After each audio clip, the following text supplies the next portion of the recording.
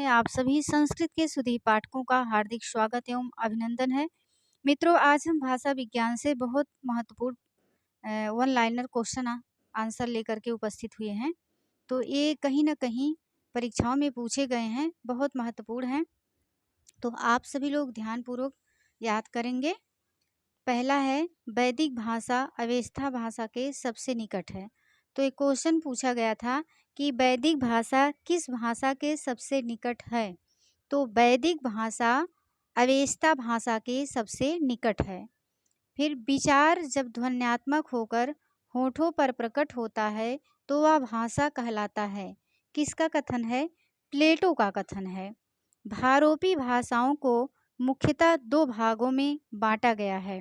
Question पूछा गया था कि भारोपी भाषाओं को मुख्यतः कितने भागों में बांटा गया है। तो भारोपी भाषाओं को मुख्यतः दो भागों में बांटा गया है। भारतीय आर्य भाषा की तीन अवस्थाएं हैं। संस्कृत भाषा भारोपी परिवार में आती है। पूछा गया था कि संस्कृत भाषा किस परिवार में आती है। तो संस्कृत भाषा भारोपी परिवार में आती है। अगला है, अंग्रेजी भाषा भारोपी परिवार की जर्मनिक भाषा से संबद्ध है। फिर अगला है, शतम वर्ग के प्रमुख रूप से चार भेद हैं। शतम वर्ग के प्रमुख रूप से चार भेद हैं। कहीं कहीं आपको पांच भेद भी मिलेंगे, लेकिन जो प्रश्न पूछा गया था उसमें आयोग चार माना है। शतम वर्ग के प्रमुख रूप से चार भेद हैं। भारोपी भाषा परिवार भारत ईरानी वर्ग के शतम वर्ग के अंतर्गत आती है। संस्कृत भारोपी भाषा परिवार की है। ये कई बार प्रश्न पूछा गया है, रिपीटेड क्वेश्चन है ये। भारोपी भाषा यूरेशिया खंड के अंतर्गत आती है।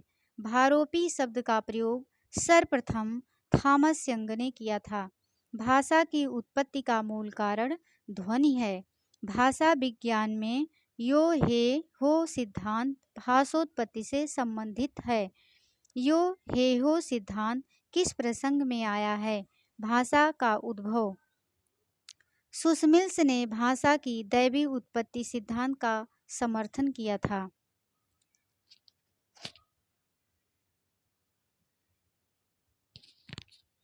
अगला प्रश्न है, भाषा के धातु सिद्धांत के प्रतिपादक हैं। तो कौन है? Max Muller. भाषा के धातु सिद्धांत के प्रतिपादक मैक्स मूलर हैं। ऐसे इसके जो धातु सिद्धांत के मुख्य प्रतिपादक हैं प्लेटो हैं, लेकिन रेस और मैक्स हेस हेस या रेस ऐसे कुछ है। हेस और मैक्स मूलर ने इसे व्यवस्थित करने का काम किया था।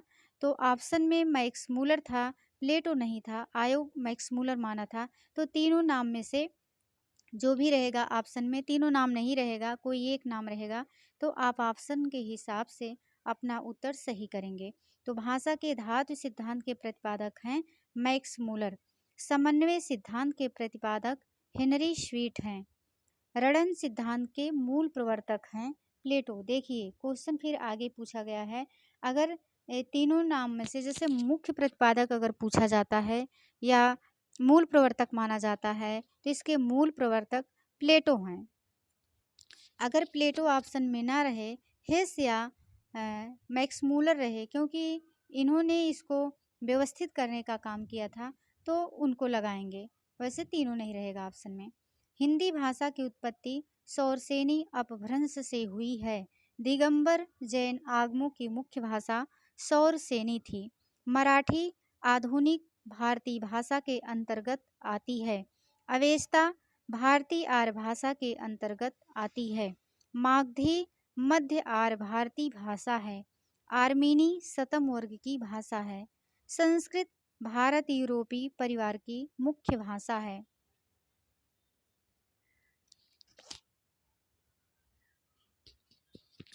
शतम वर्ग की भाषा है आर्मीनी।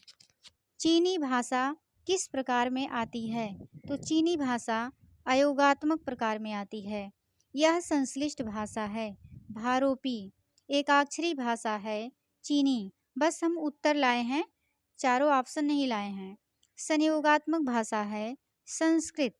हिंदी भाषा है वियोगात्मक। सौर श्रेणी इसके अंतर्गत आती है प्राकृत की।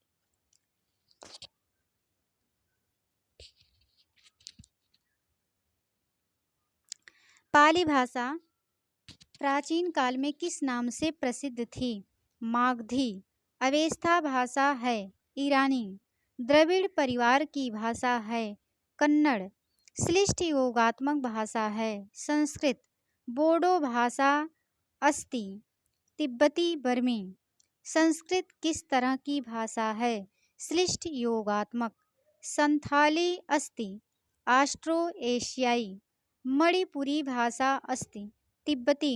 हो सकता है मणिपुर बहुत चर्चा में था, यहाँ झारखंड पीजीटी में पूछ लिया जाए तो आप लोग जानते रहिए। मणिपुरी भाषा अस्ति तो तिब्बती भाषा, यहाँ डाट डाट बीच में खाली स्थान है, भरना है। मणिपुरी भाषा अस्ति तो तिब्बती बर्मी। संसार में भाषाएं प्रचलित हैं लगभग 3000।